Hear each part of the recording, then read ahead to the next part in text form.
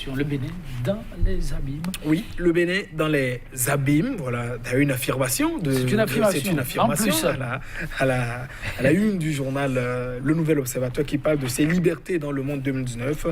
Il s'agit évidemment d'un classement de l'Institut américain Freedom House qui revient, qui publie de façon chaque année d'ailleurs un petit rapport sur les questions de liberté dans le monde. Dans le rapport, le Bénin a été abondamment cité. On reconnaît d'ailleurs, on rappelle d'ailleurs le rapport. Le Bénin qu'on a toujours connu comme un État démocratique, en tout cas depuis 2016 au moins, c'est pratiquement enlisé.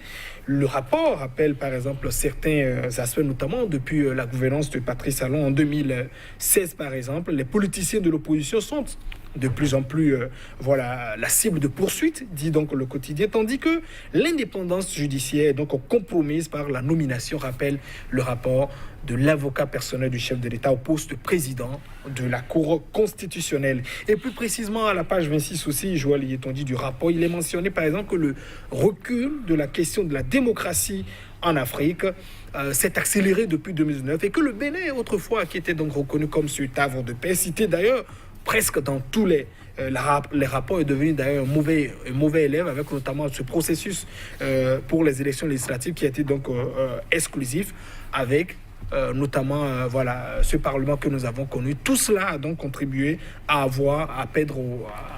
pousser, j'allais dire, le Bénin à perdre 13 points selon le rapport dressé donc par l'Institut américain Freedom House, qui statue notamment sur les questions de liberté. Après ce qu'on a connu récemment sur ces nombreux rapports sur les questions de l'indice de développement, je vois une fois encore sur les questions de liberté. C'est d'ailleurs un secret de polichinelle, on le savait tous d'ailleurs.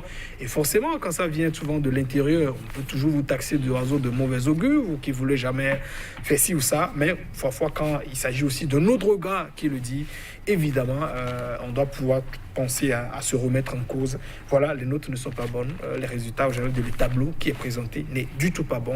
Il faut évidemment, penser donc à revenir un peu à la norme, surtout quand on sait que le chef de l'État de plus en plus s'interroge sur est-ce qu'il ne faut pas forcément changer de modèle. Quand il estime par exemple qu'après 30 années, on n'a pas eu le développement, est-ce que quelque part, Patrice Talon ne dit pas, est-ce que nous n'allons pas changer désormais de cap? Je crois que forcément, beaucoup l'ont aussi dit, démocratie forcément n'empêche pas le développement ou bien la réalisation de développement. En tout cas, vous-même, vous